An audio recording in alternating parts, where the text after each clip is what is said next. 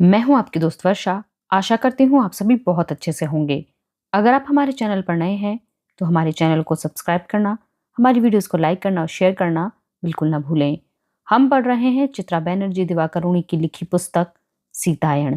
तो चलिए चलते हैं बिना किसी देरी के इस पुस्तक के अगले भाग की ओर।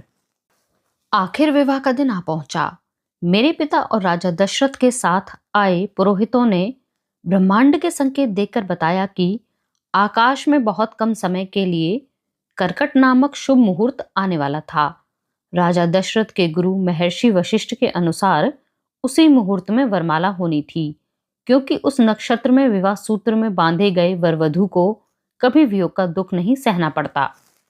इसी अनुसार तैयारियां की गई थीं। चारों भाई कक्ष में प्रतीक्षा कर रहे थे, जहां कभी शिव का धनुष रखा था।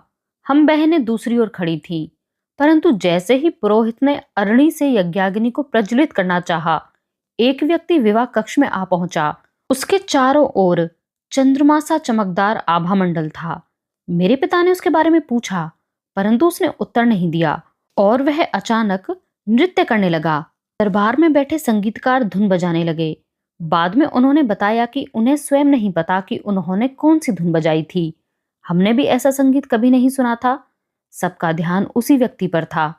किसी को नहीं पता उसने कितनी देर तक नृत्य किया। हमें केवल यह पता है कि नृत्य समाप्त होने तक हमारी सांस फूल चुकी थी। वह जिस तरह आया था उसी तरह अचानक चला गया। मेरे पिता ने प्रहरियों और द्वारपालों से पूछा, लेकिन किसी ने उसे जाते नहीं देखा। पुरोहितों ने तुरंत अग्नि प्रज्वलित की, किंतु लग्न का मुहूर्त निकल चुका था। वशिष्ठ ने निष्कर्ष निकाला कि यह अवश्य देवताओं का काम था। वह नृतक स्वयं भी शायद कोई देवता ही था। परंतु देवता हमारे बच्चों का अहित क्यों चाहेंगे? मेरे पिता ने आश्चर्य से पूछा, क्या हमने उन्हें प्रसन्न करने हेतु पर्याप्त समिधा अर्पित नहीं की? दशरथ मेरे पिता से ज्यादा परेशान थे। हालांकि उन्होंने कुछ कहा नहीं। वशिष्ठ ने कंधे उचकाए और कहा, देवताओं का व्यवहार विचित्र होता है। मनुष्य उनकी बातें नहीं समझ सकते। हमें ध्यान रखना चाहिए कि हमारे दुर्भाग्य का परिणाम दूसरों के लिए आशीर्वाद बन जाता है। मुझे उनकी बात पर विश्वास नहीं था। मैं परेशान थी। यह उचित नहीं है कि एक व्यक्ति को आशीर्वाद देने के लिए दूसरे को कष्ट दिया जाए। यदि देवताओं के पास हमारा भाग्य निर्धारित करने की शक्ति होती है, तो वह कष्ट दिए बिना हमें सौभाग्य का आशीर्वाद क्यों नहीं दे सकते? मुझे सबसे पहला आश्चर्य हुआ जब हम अयोध्या के लिए निकलने को थे। मेरी माता मेरी दासी मालिनी को हमारे साथ अयोध्या भेजना चाहती थी, ताकि वह नए घर में हमारे संभलने तक सहायता कर सके। मांडवी और श्रुतकीर्ति भी दासियों को साथ लाई थी, परंतु राजा दशरथ ने सबको यह कहकर हैरान कर दिया कि उनकी प्रत्येक पुत्रवधू के लिए उनके महल में अनेक दास दासियां हैं, जिन्हें उन्होंने स्वयं चुना था। अब तुम सब अयोध्या की राजकुमारियां हो, उन्होंने कहा, इसलिए उचित होगा कि तुम्हारे अपने लोग तुम्हारी सेवा करें। उर्मिला परेशान थी। मालिनी साड़ी के पल्लू में मुंह छिपाकर रोने लगी। मुझे भी दुख हो रहा था। मालिनी बहुत भरोसेमंद थी और उसका स्वभाव अच्छा था।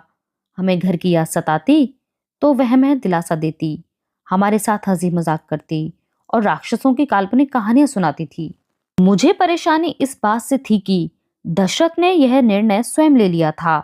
उन्होंने हमारी इच्छा नहीं पूछी और यह भी नहीं सोचा कि इससे किसी को दुख हो सकता है। मेरी माँ ने दशरथ को समझाने का प्रयास किया। मालिनी को कुछ दिन इनके साथ रहने दीजिए, माँ ने कहा। लड़कियां जब नई जगह रहने की अभ्यस्त हो जाएंगी तो आप मालिनी को वापस मिथिला भेज दीजिएगा। राजा दशरथ ने मना कर दिया। हालांकि इस बार उनके स्वर में विनम्रता थी। उन्होंने पालकियां बुलवा ली। अब हमें चलना चाहिए। पालकी उठाने वाले कहारों का पहला दस्ता आया और उन्होंने मेरी पालकी उठा ली। मैंने इतनी सजावट पहले नहीं देखी थी। पालकी के पट पर सोने और हाथी दांत से काम हुआ था। उसके पर्दे चमकीले कपड़े के थे। उसमें से मैं बाहर देख सकती थी, किंतु अंदर से बाहर नहीं दिखाई पड़ता था। पालकी के भीतर नर्म रेशमी गद्दे बिछे थे। वह मेरे माता पिता के महल में रखे बिस्तर से भी बड़ी पालकी थी। मेरे माता पिता का महल, यह सोचकर मेरे मन में दुख की लहर उठने लगी। विवाह के बाद मैं रघुकुल में जा रही थी, इसलिए मैं अब मिथिला को अपना घर नहीं कह सकती थी। क्या मैं अयोध्या तक उर्मिला को अपने साथ पालकी में ले जा सकती हूँ? मैंने दशरथ से पूछा। मुझे नहीं पता था कि नए घर में मुझे अपनी बहन से अकेले में बात करने का कितना अवसर मिलेगा। मुझे लगा उर्मिला के साथ हंसते मुस्कुराते जाने से शायद मालिनी के अभाव से उत्पन्न दुख कम हो जाएगा। मैं उर्मिला से पूछना चाहती थी कि पत्नी बनकर क्या उसे भी मेरी तरह सुखद और जादुई एहसास हो रहा था। दशरथ को मेरा यह अनुरोध भी अटपटा लगा। बेटी, एक ही पालकी में बैठने की आवश्यकता नहीं है। मैं तुम सबकी सुविधा के लिए अलग अलग पालकी लाया हूं। पिताश्री, मैंने कहा, यात्रा के दौरान बहन को साथ रखने से मुझे सुविधा होगी। दशरथ ने दृढ़ता से सिर हिलाकर मना कर दिया। नहीं मेरी बच्ची, यह उचित नहीं है। लोग क्या सोचेंगे? मैं उनसे कुछ और कहना चाहती थी कि, लेकिन मां ने मेरा हाथ दबाकर बात को समाप्त करने का संकेत कर दिया। वह मानो कहना चाहती थी, अपनी लड़ाई का समय ध्यान से चुनना, यह उपयुक्त समय नहीं है। उनका कहना ठीक था। हमारा कारवां अयोध्या जाने को तैयार था। घोड़े जमीन पर पैर पटककर हिनहिना रहे थे। नौकर चाकर गाड़ियों में खाने पीने का सामान रखने में व्यस्त थे और पुरोहित मार्ग में अक्षत छिड़क कर सबकी सुरक्षित यात्रा की कामना कर रहे थे। मुझे शब्द वापस लेने पड़े, लेकिन मैंने स्वयं से वादा किया कि अयोध्या पहुंचने के बाद मैं राजा दशरथ को अपना जीवन इस तरह नियंत्रित करने नहीं दूंगी। मां ने चलने से पहले मुझे एक क्षण के लिए अलग बुलाकर अलविदा कहा। उर्मिला उनसे लिपटकर रोने लगी। हम बहुत दूर जा रहे हैं, हमें अकेला महसूस होगा। राजा दशरथ मालिनी को हमारे साथ क्यों नहीं भेज रहे? यह ठीक नहीं है, यह अच्छी बात नहीं है। उर्मिला की उत्तेजना का दूसरों पर भी असर हो रहा था। मेरी भी आंखों में आंसू आ गए। हमें सांत्वना देने की जगह मां ने कड़क स्वर में कहा, स्वयं को संभालो। मैंने तुम्हें इससे बेहतर परवरिश दी है। हम दुनिया में अकेले आते हैं और हमें अकेले जाना है। इसके बीच यदि नियति ऐसी है तो हमें अकेला ही रहना भी पड़ता है। अपनी भीतरी शक्ति का आवाहन करो। याद रखो, तुम ही अपनी सबसे बड़ी शत्रु या सबसे अच्छी मित्र बन सकती हो। यह तुम पर निर्भर करता है। तुम जिसे बदल नहीं सकते, उसे सहन करना सीखो। उर्मिला रोती जा रही थी, लेकिन मैंने रोना बंद कर दिया। मैं मां को देखने लगी। वह अत्यंत दृढ़ और साहसी लग रही थी। वह सहसा मुझे अपरिचित सी लगने लगी, मानो किसी कहानी की रानी मेरी ओर गंभीर भाव से देख रही थी। मुझे पता है, उन्होंने जो कुछ कहा वह अधिकांश रूप से मेरे लिए था। सहना, यह एक अत्यंत कठोर शब्द है। मुझे लगा मुझे इसी के सहारे जीवन यापन करना होगा। मैं इसे याद रखूंगी और कष्ट के समय यही मेरे काम आएगा। कहारों के लयपूर्ण उच्चारण के साथ पालकी हिलने लगी। मुझे नींद आ रही थी, लेकिन मैं सोना नहीं चाहती थी। मुझे यात्रा के हर क्षण को महसूस करना था। किसे पता, मुझे इससे भी लंबी और रोमांचक यात्रा पर जाना पड़े। राज परिवार की अधिकांश स्त्रियां, जिनमें मेरी मां भी शामिल थी, विवाह के बाद अपने पति के महल से दूर नहीं जाती थी। मिथिला की तुलना में मुझे अयोध्या में अधिक नियम और पाबंदियां दिखाई दे रही थीं।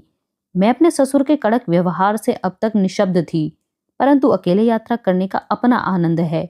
उर्मिला साथ होती तो हम विवाह संबंधी हंसी मजाक कर सकते थे। वह होती तो मुझे यह कहकर सोती कि नींद पूरी नहीं हुई तो अयोध्या पहुंचने तक थकान हो जाएगी और फिर वह कुरूप दिखेगी। हमारी सास अपनी पुत्र वधुओं की प्रतीक्षा कर रही होंगी। चूंकि मैं अकेली थी, इसलिए चारों ओर फैले जंगल देख सकती थी। मेरे पिता के दरबारियों ने अनेक बार वन्य जीवन के विषय में बताया था कि वहां बहुत से मृग, भालू और बोलने वाले बंदर रहते हैं। मुझे विश्वास नहीं हुआ कि बंदर बोल सकते हैं। मैं अवश्य ऐसा एक बंदर देखना चाहती थी। कौन जाने मुझे रास्ते में कोई राक्षस भी मिल जाए। लेकिन मेरी आशाएं शीघ्र ही धराशायी हो गईं। हमारे आगे कुछ लोग जोर जोर से ढोल और तूरी बजाते चल रहे थे, जिसे डरकर वन्य पशु पक्षी दूर हट जाते थे। परंतु मुझे ज्यादा दुख इस बात का हुआ कि दशरथ अपने साथ हजारों सैनिक लाए थे, जो मार्ग में पैर पटकते, चीखते चिल्लाते चल रहे थे। वह दोनों ओर लगे पेड़ों की डालियों और लताओं को काटते जा रहे थे।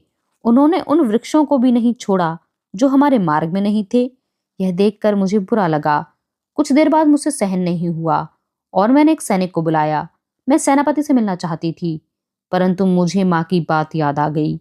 मैंने सैनिक से अनुरोध किया कि वह मेरा यह संदेश राम तक पहुंचा दे कि मैं उनसे मिलना चाहती हूँ। कुछ ही देर में मेरे पति घोड़े पर बैठ मेरी ओर आए। मुझे उस शानदार और महत्वपूर्ण शब्द पति की आदत नहीं हुई थी। उनके घोड़ों की तेज चाप मेरी हृदय गति से मेल खा रही थी। राजकुमारों वाली रत्न जड़ित पोशाक पहनकर राम का औपचारिक रूप उस युवक से बिल्कुल भिन्न दिख रहा था जिसे हमने मैले कपड़ों में मंदिर के उद्यान में देखा था। परंतु आंखें वही थीं, उनमें वही पुरानी पहचान झलक रही थी। उस क्षण राम की आंखों में चिंता थी।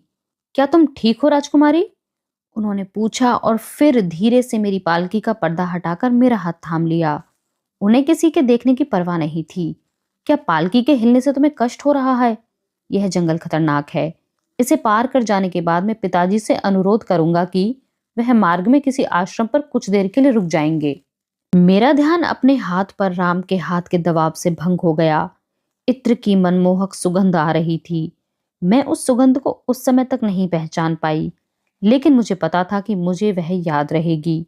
हमारे विवाह पर वरमाला के समय उन्होंने इसी तरह मेरा हाथ पकड़कर सबको चकित कर दिया था। फिर उन्होंने ऊंची आवाज में प्रतिज्ञा करते हुए कहा कि वह दोबारा किसी से विवाह नहीं करेंगे। सीता मेरी एकमात्र पत्नी होगी और मैं आजीवन केवल सीता से प्रेम करूंगा। राम के यह शब्द मेरे भीतर गूंजते रहे। मुझे राम से इस उपहार की उपेक्षा नहीं थी कि वह केवल मेरे होकर रहेंगे। यह प्रतिज्ञा सुनकर दरबारी भी चकित रह गए। दरबार में दबे स्वर में फुसफुसाहट होने लगी, क्योंकि सामान्य तौर पर राजकुमार ऐसी प्रतिज्ञा नहीं लेते थे। मेरे पिता इस प्रतिज्ञा से खुश थे, परंतु दशरथ राम की प्रतिज्ञा से खुश नहीं थे। उनके मन में राम के और विवाह करने की इच्छा रही होगी, परंतु उन्होंने स्वयं को रोक लिया और राम की अव्यवहारिक इच्छा को स्वीकार कर लिया। मैंने उस याद को स्वयं से दूर कर दिया। मुझे आश्चर्य हुआ कि मैं और राम अभी से स्मृतियों का संचयन करने लगे हैं। मैंने उन्हें आश्वासन दिया कि मैं ठीक हूं। मुझे केवल उनके सैनिकों का व्यवहार बुरा लगा। क्या आप सैनिकों को कहकर वृक्षों को हानि पहुंचाना रोक सकते हैं? यह उनका घर है और हम यहाँ अतिथि हैं। मैंने कहा, हमें उनका ध्यान रखना चाहिए और उन्हें अनावश्यक पीड़ा नहीं पहुंचानी चाहिए। राम की भवें आश्चर्य से सिकुड़ गईं। स्पष्ट था उन्होंने इस बात पर कभी गौर नहीं किया कि पौधों को भी हमारी तरह पीड़ा हो सकती है, परंतु उन्होंने हामी भर दी। प्रिय, तुम बहुत कोमल हृदय की स्त्री हो।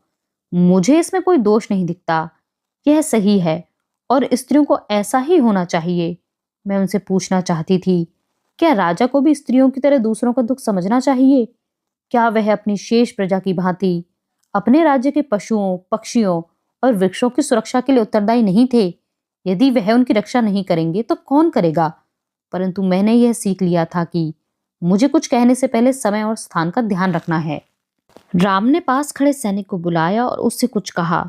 मेरा अनुमान था कि सैनिक तत्काल दौड़ा और उसने राजकुमार का विचित्र आदेश अपने सेनापति तक पहुंचा दिया। राम ने मुझे प्रणाम किया। मेरा दिल तुम्हारे साथ यहीं रुकने का है, लेकिन मुझे पिताजी के पास लौटना होगा। राम का घोड़ा अधीरता से हिनहिना रहा था। उसने निस्संदेह मेरे पति द्वारा पिता के पास लौटने की इच्छा को भांप लिया था। मैं राम को देखकर मुस्कुराई और मैंने उन्हें धन्यवाद दिया। राजधर्म, रक्षा संबंधी बातों और नैतिक उपदेशों के लिए हमें बहुत से अवसर मिलने वाले थे। आखिरकार हम दोनों को अब शेष जीवन साथ ही रहना था। मेरी पालकी जंगल के बीच से गुजर रही थी। वहां बहुत शांति थी। मुझे आसपास की हरियाली देखने का मौका मिल गया। कहीं धूप तो कहीं वृक्षों की घनी छाया थी, कहीं रंग बिरंगे फूल खिले थे। मुझे बहुत अच्छा लग रहा था। मेरा मन हुआ मैं पालकी से बाहर निकलकर उन्हें स्पर्श करूं और उनकी सुगंध का आनंद लूं। मैं नंगे पैर घास पर चलना, पक्षियों के घोंसले और लोमड़ियों की गुफाएं तलाशना और वहां की दुर्लभ व अनमोल औषधीय पौधों को देखना चाहती थी। परंतु राजकुमारियों, विशेषकर अयोध्या राजघराने में विवाह कर आई राजकुमारियों को ऐसा करने की बिल्कुल अनुमति नहीं थी। मेरे मन की खुशी के सामने यह कुछ नहीं था। मैं फिर से विवाह के बारे में सोचने लगी। प्रतिज्ञा पूरी कहने के बाद भी राम ने मेरा हाथ नहीं छोड़ा। पुरोहित शांति और समृद्धि की प्रार्थना कर रहे थे। मैंने चुपके से राम के चेहरे पर दृष्टि डाली। उनका चेहरा गंभीर था, किंतु आंखों में मुस्कान थी। क्या वह कहना चाहते थे कि किसी बात को गंभीरता से लेने की आवश्यकता नहीं है, या यह लंबा उत्सव समाप्त हो जाएगा? या वह प्रत्याशा भरी मुस्कान थी? क्या वह भी मेरी तरह हम दोनों के शयन कक्ष में अकेले होने के विषय में सोच रहे थे? हमें अयोध्या पहुंचने तक प्रतीक्षा करनी थी। दशरथ के पुरोहितों को अयोध्या के उत्तराधिकारी के आगमन के लिए शुभ मुहूर्त भी निकालना था। उत्सव समाप्त होने और बुजुर्गों के चले जाने के बाद सामान्य खेल और हंसी मजाक होने लगे, जैसे विवाह के मौके पर होते हैं। मेरे संगाई स्त्रियों ने राम को छेड़ना शुरू कर दिया। वे कहने लगी कि उनका रंग ज्यादा सांवला है और मेरे गौर वर्ण से उसकी तुलना नहीं हो सकती। मैंने देखा राम के छोटे भाई लक्ष्मण तुरंत अपने भाई के बचाव के लिए आगे आ गए, परंतु राम ने पलटकर मजाक किया और कहा, जब हम साथ सोएंगे तो मेरा कुछ गोरा रंग उन्हें भी मिल जाएगा। मुझे उनकी विनोद प्रियता सुनकर सुखद आश्चर्य हुआ। मुझे खुशी थी कि उन्हें पहेलियां पसंद थी। उन्होंने मेरे बालों से खेलते हुए पूछा, वह कौन सी वस्तु है जो तुम्हारे पास है तो तुम उसे दूसरों के साथ बांटना चाहती हो, और यदि तुम उसे बांट देती हो तो वह तुम्हारे पास नहीं रहती। उनके स्पर्श से मेरे भीतर प्रसन्नता की ज्वाला जल उठी। मुझे उनका स्पर्श अब तक महसूस हो रहा था। कहार मुझे अयोध्या लिए जा रहे थे। मैं आधी नींद में थी। मुझे नींद में आया सपना आंशिक स्मृति और आंशिक दृश्य में था। हम विवाह के बाद मिथिला से निकल चुके थे। संगीत और नृत्य के स्वर सुनाई पड़ रहे थे। मुझे अलविदा कहने आए नगरवासियों की आंखों से खुशी के आंसू बहने लगे। तभी एक जोरदार ताली की आवाज सुनाई दी। सब शांत हो गए। धूल का एक बड़ा सा बादल तेज गति से हमारी ओर आ रहा था। उसने हमें कुछ क्षण के लिए मानो अंधा कर दिया। हमारी आंखें खुली तो सामने एक पुरुष खड़ा था। उसके लंबे घुंघराले केश सर्प की भांति झूल रहे थे और चेहरे पर क्रोधपूर्ण ज्वाला धधक रही थी। उसके बाएं हाथ में विशाल धनुष और दाहिने हाथ में फरसा था, जिसकी धार प्राचीन राज परंपरा के रक्त में डूबी रहने के कारण जंग खा चुकी थी। मैं उस पुरुष को तुरंत पहचान गई। वह परशुराम थे, जो बहुत समय पहले हमें शिव का धनुष देकर गए थे। मेरा दिल घबराने लगा। शिव का धनुष तोड़ने का दुस्साहस किसने किया? उन्होंने चिल्लाकर पूछा। मैं उस धृष्ट को दंड देने आया हूं। मैंने 21 बार पृथ्वी से क्षत्रियों को संहार किया है। शायद एक बार फिर वही समय आ गया है। लक्ष्मण, जो हमेशा की तरह राम के पास खड़ा था, क्रोधित होकर आगे आ गया। उसका हाथ तलवार की मूठ पर था। ऋषिवर, आपने जिस समय उन राजाओं को मारा था तब राम और लक्ष्मण का जन्म नहीं हुआ था। इस बार आपके लिए क्षत्रिय जाति का संहार करना सरल नहीं है। दशरथ घबरा कर भागे और हाथ जोड़कर ऋषि से प्रार्थना करने लगे। लक्ष्मण की बात पर ध्यान मत दीजिए महर्षि। यह गुस्सैल और कम आयु का है। इसे पता नहीं यह क्या बोल रहा है। कृपया राम को क्षमा कर दीजिए। मुझे नहीं पता यह धनुष कैसे टूटा। यह एक दुर्घटना थी। राम उसे तोड़ना नहीं चाहते थे। इसके बदले आप जो कहेंगे मैं करने को तैयार हूं। दशरथ के शब्दों का परशुराम पर प्रभाव नहीं हुआ। उन्होंने तत्काल अपना फरसा निकाला और उसे हवा में लहराते हुए राम के सिर पर मारने को तैयार हो गए। अचानक मैं राम के सामने आकर खड़ी हो गई। यह कोई साहस का काम नहीं था। मुझे स्वयं पता नहीं था कि मैं ऐसा कर सकूंगी। मेरे भीतर आवेग कहां से पैदा हुआ। यह निश्चित रूप से चेतन मन का काम नहीं था। मैं समझ गई, मुझसे मूर्खता हो गई थी। मेरे पास क्रोधित ऋषि को शांत करने का कोई तरीका नहीं था। वह चाहते तो एक ही वार में हम दोनों को मार सकते थे। फिर मन के एक कोने से आवाज आई, कोई बात नहीं, यदि ऐसा हुआ भी तो राम के बाद अकेले जीवन काटने से तो यही बेहतर होगा। संपूर्ण सभा में मौन छा गया। सहसा परशुराम संभल गए और बोले, नन्ही सीता। उन्हें आश्चर्य हो रहा था। वह मुझे देखने लगे। उन्होंने फरसाधारी हाथ नीचे कर लिया। क्या तुम वही लड़की हो जिसके लिए शिव ने यह धनुष पृथ्वी पर भेजा था? क्या तुम वही हो? राम ने मुझे धीरे से एक ओर किया और ऋषि से बात करने के लिए आगे आ गए। उन्होंने आदरपूर्वक कहा, धनुष इसलिए टूट गया क्योंकि इसका कार्य संपन्न हो गया है। इसके साथ आपका भी कार्य पूर्ण हो गया है। अब आप चाहें तो तपस्या के लिए लौट सकते हैं। यही आपका कर्तव्य है। परशुराम के चेहरे पर पल भर के लिए विचित्र भाव छा गए। वह फिर से क्रोधित हो उठे। उन्होंने अपना धनुष उठाया और कहा, अब तुम मुझे बताओगे कि मुझे क्या करना है? देखते हैं क्या तुम इस धनुष पर प्रत्यंचा चढ़ा पाते हो। यह शिव के धनुष का ही दूसरा रूप है। यह विष्णु का धनुष है और यह मेरे पिता ने मुझे दिया था। यदि तुमने इस पर प्रत्यंचा चढ़ा दी तो मैं तुम्हें क्षमा कर दूंगा। यदि ऐसा नहीं हुआ, यह कहकर उन्होंने अपना फरसा जोर से घुमाया। ऋषिवर, मुझे बाण भी तो दीजिए, राम ने टोका। परशुराम ने धनुष और बाण राम को सौंप दिए। राम उस धनुष को देखकर मुस्कुराए।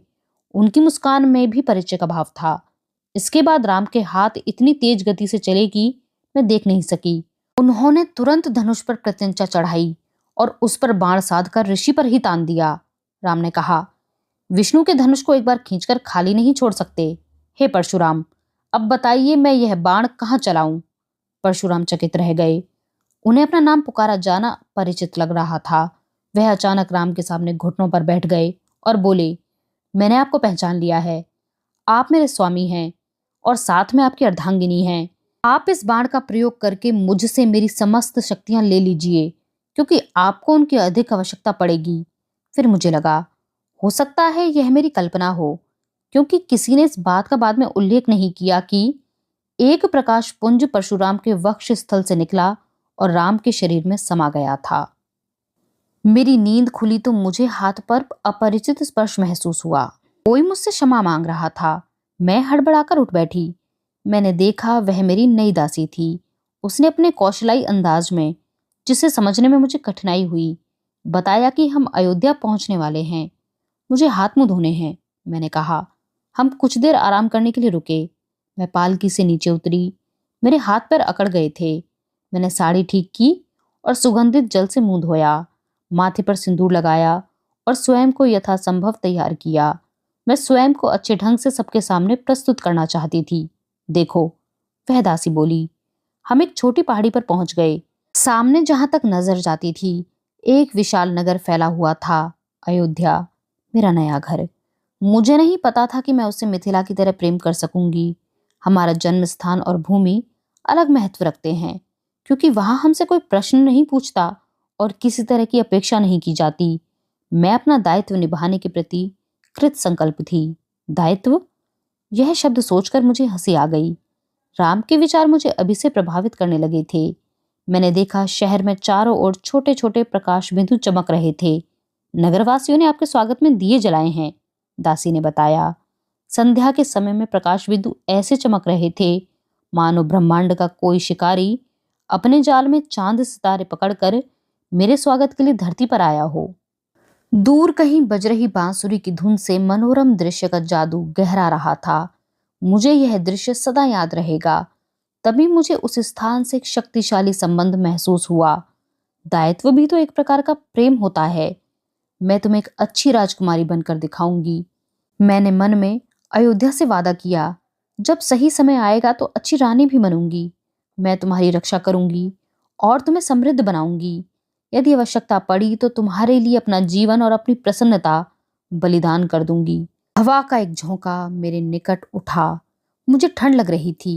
मैं कांपने लगी। बलिदान, बलिदान। घाटी के वृक्षों में मानो मेरा वचन गूंज रहा था।